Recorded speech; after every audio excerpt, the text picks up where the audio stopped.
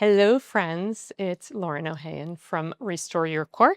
And today we are talking about painful sex, painful penetration, whether it's painful before or sometimes people have pain post orgasm. So, what do we do about that? What is the protocol? So, it's a good question. It's multifaceted, my answer. Okay. The first thing is, as really good professionals, it's our job to be a great body detective. It's our job to be able to assess people as they move, stand, walk, breathe, engage their core, and to be able to notice what our client's pattern might be that could be contributing to excess tightness, tension, and pressure. Most times when people have painful intercourse, it is because they are hypertonic. There is a pattern of gripping happening in the pelvic floor. So why are they gripping? Well, that's a great question. It can be hard to know. It can be a protective pattern that the nervous system is deploying from years ago. The person doesn't even know anymore. That memory is long gone, but it's being reflected in the pelvic floor.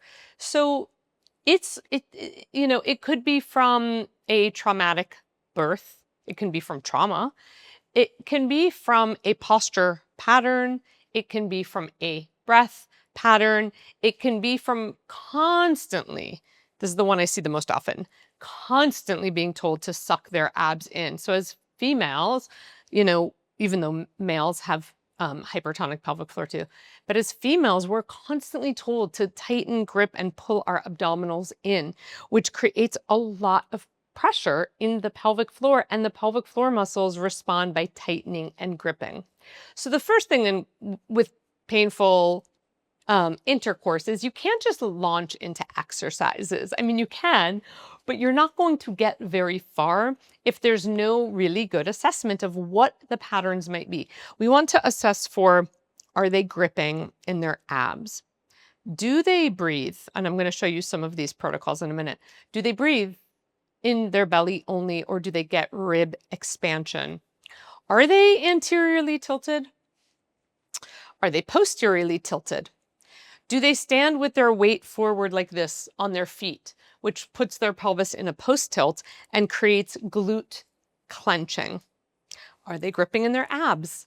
All of these things. Are their feet extremely rigid and supinated, which would lead to a rigidity up in the pelvic floor?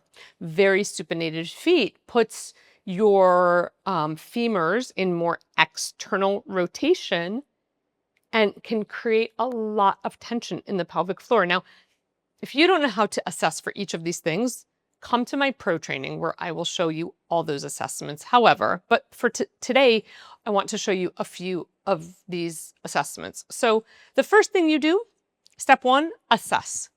Step 2, whatever you find, you're helping them repattern. If you find that their feet are indeed very, very supinated or very pronated, you're giving them exercises to resolve that. If you find that their hips barely rotate, you're working on that. If you find that their spine is stuck in the sagittal plane, you're working on that.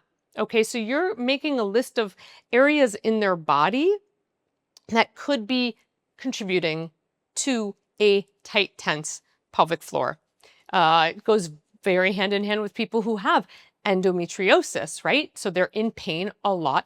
They are, without meaning to, gripping. People with prolapse, gripping. So with these people, we have to help them feel safe, but also we've got to give them movements that stimulate the core and pelvic floor in a really gentle but effective and functional way. Because if I go to pick up this weight, you can't see it, but there's a weight over there. I lean over and I go to pick up the weight, and my core strategy is to grip in my core. I can pick up the weight, but in order to do it, I am bracing and gripping and bulging my core outward. It's going to be hard for my pelvic floor to release itself, right? So core strategy has so much to do with this hypertonic pelvic floor pattern. We really want to be able to assess people's core strategy and get them out of that bulging, bracing core strategy. Now, two areas that are very important. The first area is breathing. So we want our clients to be breathing 3D into their rib cage. A lot of people you assess are just champion belly breathers. They're breathing into their belly, their ribs are not moving, they're not getting adequate expansion, and the pressure is collecting in the pelvic floor, leading to grip. So one of the ways that I teach this to people is to have a strap around the base of their ribs. You pull it gently, not too tight. Relax your shoulders, close your eyes if you want. And you're working to breathe into the strap. And you feel the strap widening as you breathe into it. And then just exhaling should be a passive recoil. Again, what you'll see people doing for this is they'll force it. They'll force their ribs to open, right? So we're not forcing. We're being creative. You'll also see that people cannot move their ribs whatsoever. They go right into their belly. You'll also see that when people come to sit to do this, their backs overarch when they try to breathe, right? So these are things you want to be able to assess for and give appropriate cueing to really begin to get that expansion of the ribs. When people can breathe 3D into the ribs, it's like this automatic lift of pressure off the pelvic floor. And if they can do this again and again and again, and apply it regularly, then they become more natural 3D breathers, and all day long, they're not bearing down into their pelvic floor when they breathe. All day long, they're not bearing down into their pelvic floor when they breathe. That is huge. You take a lot of breaths every day. So teaching people to get back into the expansion of the rib cage is a really big step in helping people let go of hypertonicity. The next step is that you really want your client to be able to facilitate what's called eccentric loading of their pelvic floor. So you really want them to be able to lengthen eccentrically the pelvic floor. A lot of pelvic floor rehab work, unfortunately, is very focused on the concentric, the squeeze, lift, and tighten. And even the isometric with the squeeze, lift, tighten, and hold. So there's not a lot of eccentric control, but eccentric control is one of the most important things to the pelvic floor. And if somebody is held very tight in their pelvic floor, we know they're not getting a lot of that loading. So this is a tool that we use to facilitate awareness and eccentric loading. It does require a belly breath, which sounds very counter to the fact that I just said we want to be doing 3D breathing. But remember, this is a tool, not an all day long technique. So they're doing this tool to try to map their brain to their pelvic floor so they can start to encourage and invite their pelvic floor to get that eccentric loading. If the brain doesn't know how to do it, if somebody has had a stroke and their hand no longer knows how to do this, and all you do is say, squeeze your hand, and you haven't taught them how to map their brain back to their fingers, they're going to give you nothing. The same thing with the pelvic floor. If somebody is hypertonic in their pelvic floor, I can guarantee you that telling them just release or just relax makes them very annoyed, because if they could, they would. They don't have contact with their pelvic floor. They're not in touch with their pelvic floor in a somatic way. They cannot feel it to relax it. No amount of you saying relax your pelvic floor is going to help. This tool, on the other hand, is incredibly helpful as a tool to get them to relax their pelvic floor, feel their pelvic floor, and create loading. So I usually have my clients sit on their hand, right underneath their perineum. We should be able to feel what we do when we do, but you don't have to do that if you're not comfortable with that. The first step is inhale, exhale, and blow candles like a birthday cake. And feel your core sitting in. Now you'll have your client do that 2 or 3 times. Exhale, blow candles, birthday cake. If you've done my Restore Your Core program, we do this all the time. Do you feel, the question to your client is, do you feel your pelvic floor? So now either they're going to say yes or no. Most people with hypertonic pelvic floor, they're like, No, I felt nothing. That's why you have their hand there, because you need them to feel what they're doing. You can't change what you don't feel.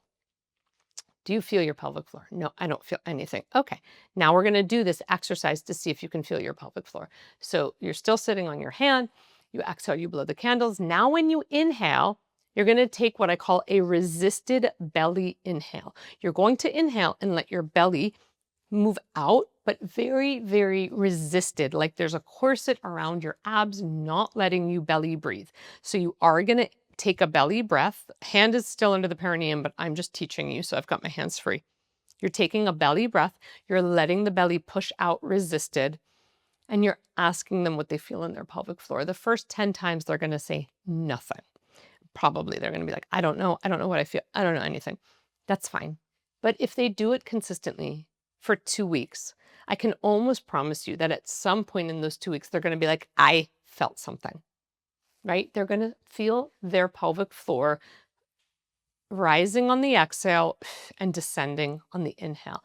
It's going to descend in this eccentric way because they're going to suddenly feel like it's a controlled bearing down, which is what we want. We want it to feel like the pelvic floor is moving down, but it's controlled, right? It's not the same as like out of control bearing down. It's a controlled bearing down. So once they get to that point, yay, amazing. They have mapped their brain to their pelvic floor. And we ask them to continue doing that exercise every day, a few times a day, in the morning, about 5 reps, 6 reps in the morning, 5, 6 reps in the evening. So a few times a day, 5 to 6 times, and absolutely all the time, 3D breathing. So they can do the 3D breathing, they can do that, and they can also do whatever exercises you're giving them in order to address whatever you found when you did the assessment with them about what it is that is possibly contributing to their pelvic floor being so tight. Once again, if these are assessments that you are missing in your protocol, come to the pro training where I teach you all of these assessments, correctives, exercises, and so much more. I hope that this has been helpful, and thank you so much for joining.